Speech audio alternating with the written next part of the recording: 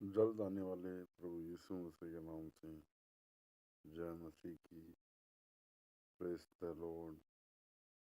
प्रभु यीशु मसीह जल्दी आ। आज हम एक वचन के बारे में देखेंगे। उससे पहले एक पवित्र वचन जो मेरे मन में सुबह जब घर पर हम काम कर रहे थे और काम करते वक्त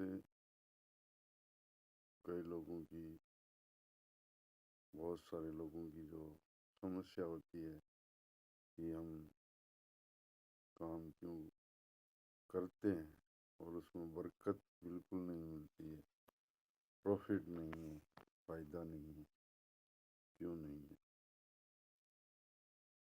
गाड़ी है तो किस्त टाइम से नहीं भर पा रहे हैं, बिजनेस पर लोन है तो टाइम से नहीं दे पा रहे हैं, किसी से पैसा लिया है उसको नहीं दे पा रहे, किसी से कोई बात कही है उस टाइम पर हम ऐसा कर देंगे, नहीं कर पा रहे।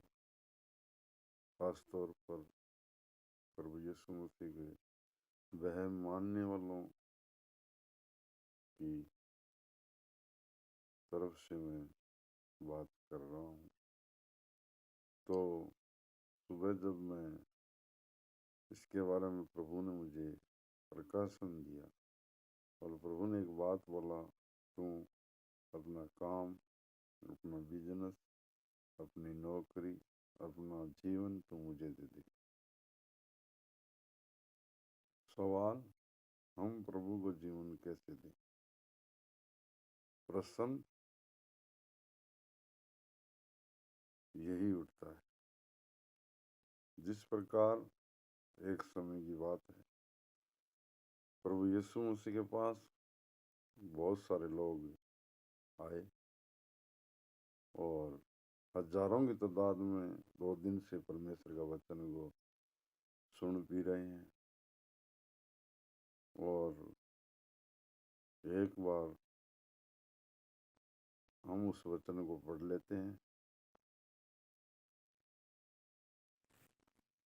तो वचन को जब पढ़ेंगे तो लूका का सुसमाचार उसका 9 अध्याय उसके 10वें वचन में जब हम पढ़ते हैं तो यहाँ पर लिखा है, प्रभु यीशु मसीह ने जब हजारों की तादाद में भीड़ है और वचन को सुन रही है, और वचन को सुनते वक्त 2 दिन हो गए हैं, अब वो भीड़ को प्रभु ने यहाँ से भेजना है तो भीड़ को कुछ खाने के लिए देना पड़ेगा।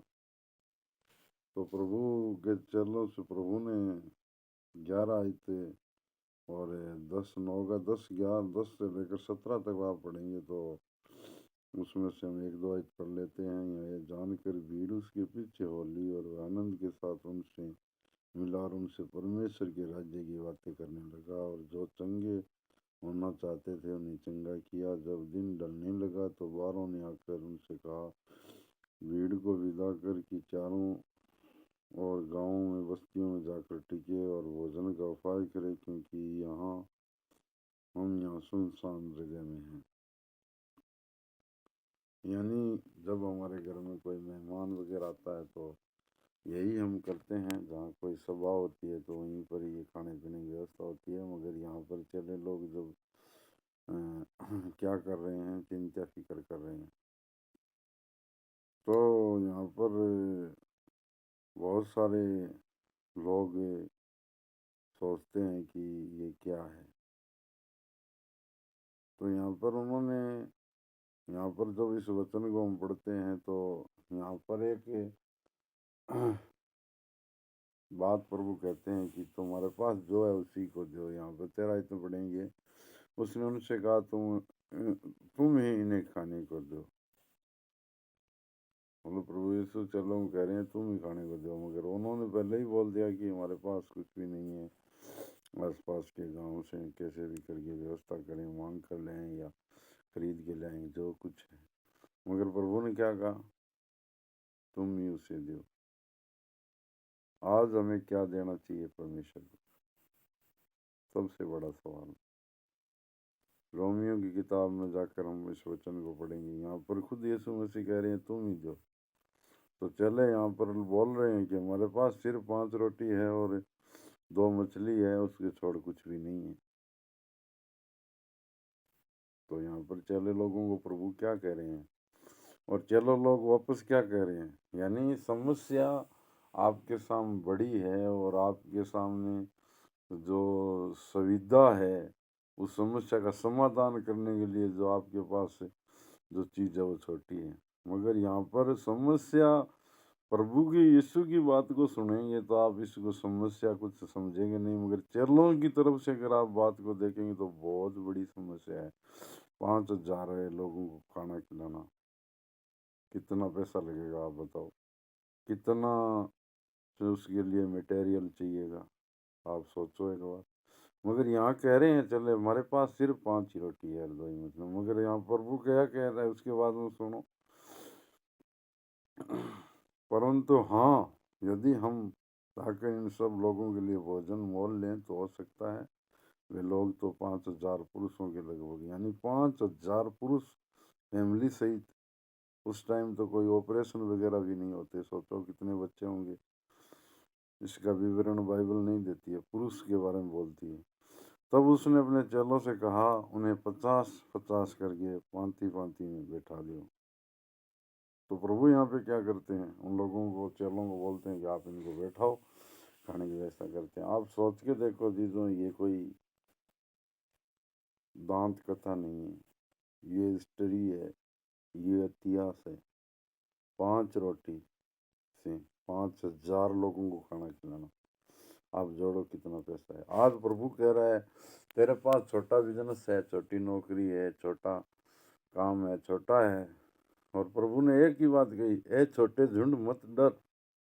यीशु मसीह ने एक और बात कही, ए छोटे झुंड तुम मत डर।